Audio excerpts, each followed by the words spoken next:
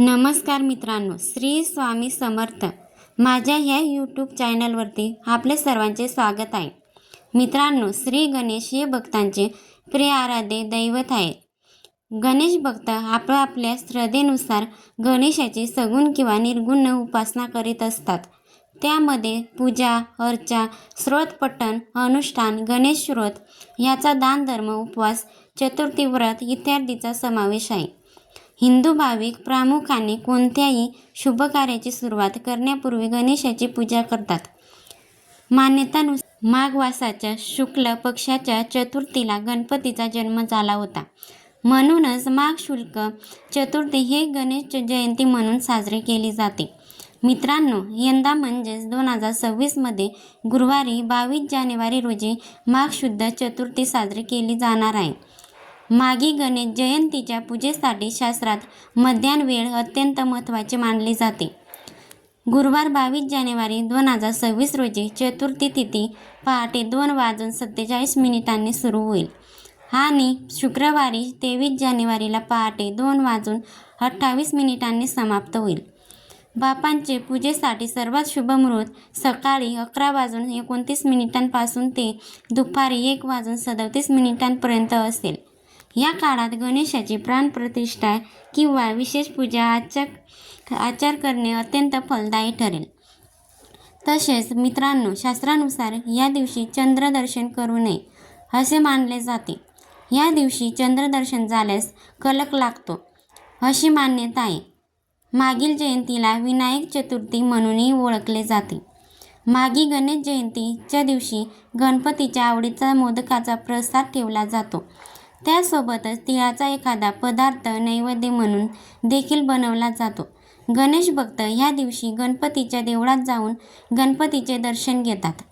या तिथीचे वैशिष्ट्य म्हणजे या तिथीला श्री गणेशाचे तत्व हे नेहमीच्या तुलनेत 1000 पटीने कार्यरत असते. मात्र पद मिळवण्यातील चतुर्थीप्रमाणेच माघ महिन्यातील चतुर्थीलाही तेवढेच महत्त्व आहे. काही जण घरीच गणपतीची मूर्ती आणून पूजा करतात. तसेच काही ठिकाणी तर सार्वजनिक स्वरूपात साजरा केला जातो. महाराष्ट्रात 1.5 दिवस माघी गणेश उत्सव साजरे करण्याची प्रथा आहे. गणेश जयंतीच्या दिवशी हळद किंवा सिंदूर यांनी गणेश मूर्ती बनवण्याची पद्धत आहे. त्यांचे दुसऱ्या दिवशी विसर्जन केले जाते. तयार केलेले पदार्थ गणपतीला अर्पित केले जातात. म्हणूनच याला तिलकुंड चतुर्थी असेही म्हटले जाते. या दिवशी गणपतीची पूजा करण्यापूर्वी तीळ मिश्रित पाण्याने स्नान करावे, तिळाचे उटणे लावावे अशी प्रथा आहे. जे भक्त नियमित चतुर्थीचे व्रत काही कारणाने करू शकत नाहीत त्या लोकांसाठी माघी गणेश जयंतीचे व्रत केल्यास त्यांना संपूर्ण वर्षातील चतुर्थी केल्याचे फळ प्राप्त होते. भक्तांच्या सर्व मनोकामना पूर्ण होतात अशी मान्यता आहे. या दिवशी या वेळेमध्ये पूजा करणे खूप शुभ राहील. चला तर मग जाणून घेऊया.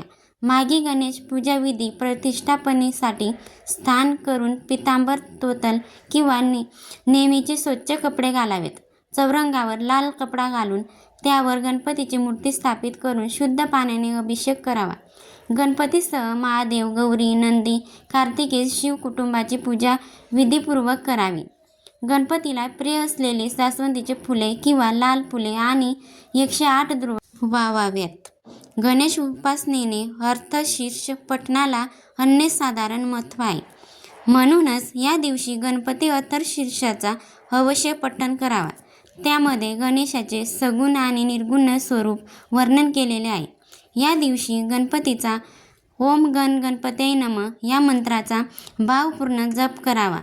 गणपतीला भाद्रपद चतुर्थीला गणपतीची पूजा केल्यानंतर उकडीच्या मोदकाचा नैवेद्य दाखविला जातो.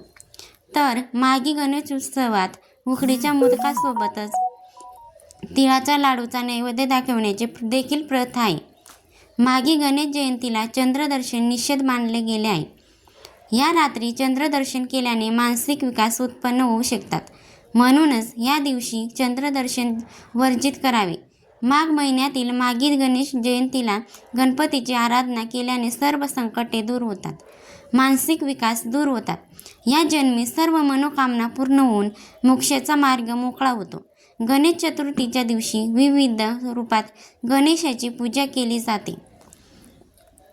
आपण गणेशाच्या मूर्तीची प्रतिष्ठापना करून त्याची पूजा करतो, म्हणजे त्यांच्याकडूनच मिळालेल्या गोष्टी आपण त्यालाच अर्पण करत असतो. ठराविक दिवसानंतर मूर्तीचे विसर्जन केले जाते. यातूनच आपल्याला हे कळते की ईश्वर मूर्तीमध्ये नाही, तर तो आपल्यातच आहे. अशा प्रकारे सर्वव्यापी असलेल्या ईश्वराला साकार रूपात अनुभवणे आणि त्याचा आनंद घेणे हेच गणेश चतुर्थी मागची मूळ भावना आहे. अशा प्रकारे मूर्तीची स्थापना करून प्रेमाने पूजा करण्याने आणि त्याचे ध्यान करण्याने आपल्याला आपल्या गणेशाचा अनुभव घेता येतो. आपल्यातील गणेश तत्वाला जागृत करणे हेच गणेश चतुर्थी मागची खरी भावना आहे. आपणा सर्वांना यश, सुख, समृद्धी व समाधान लाभो ही श्री गणेशाच्या चरणी प्रार्थना. या 52 मागी गणेश जयंतीच्या निमित्ताने आपल्या सर्वांना हार्दिक शुभेच्छा. मित्रांनो, ज्योतिषशास्त्रानुसार असे म्हटले जाते की जर तुम्ही नोकरी, व्यवसाय, आजारपण, घरगुती कलह, मुलांची प्रगती यासारख्या समस्या तुम्हाला भेडसावत असतील तर गणेश जयंतीच्या दिवशी गणपतीशी संबंधित उपाय तुम्ही करू शकता. हे अचूक उपाय केल्याने तुमचे सर्व वाईट कामे दूर होतील. चला तर मग जाणून घेऊया कोणते आहेत ते उपाय. मित्रांनो, गणेश जयंतीच्या दिवशी गणपतीला प्रसन्न करून त्यांचा कृपा आशीर्वाद प्राप्त करण्यासाठी व आपल्या सर्व मनोकामना, सर्व गोष्टी साध्य करण्यासाठी या दिवशी आपण हे उपाय आवर्जून करावे. गणेश जयंतीच्या दिवशी एक लाल रंगाचा धागा गणपती बाप्पाच्या चरणावर अष्टगंध लावून त्यांच्या चरणाजवळ काही वेळ ठेवावा.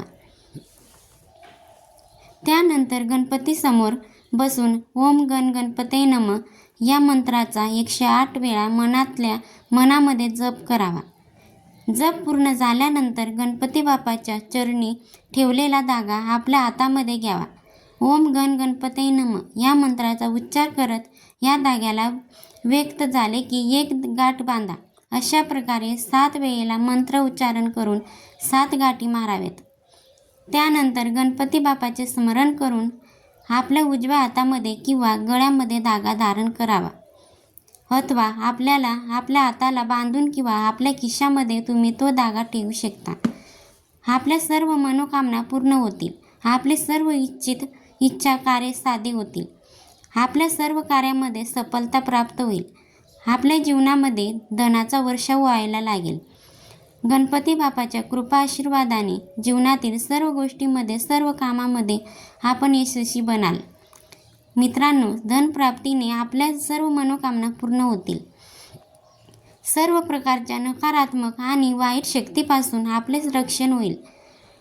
मित्रांनो, गणेश जयंतीच्या दिवशी सूर्यास्तानंतर म्हणजे संध्याकाळच्या वेळी देखील आपल्या जवळच्या मंदिरामध्ये किंवा एखाद्या देवळात जाऊन तुम्ही हा उपाय करू शकता.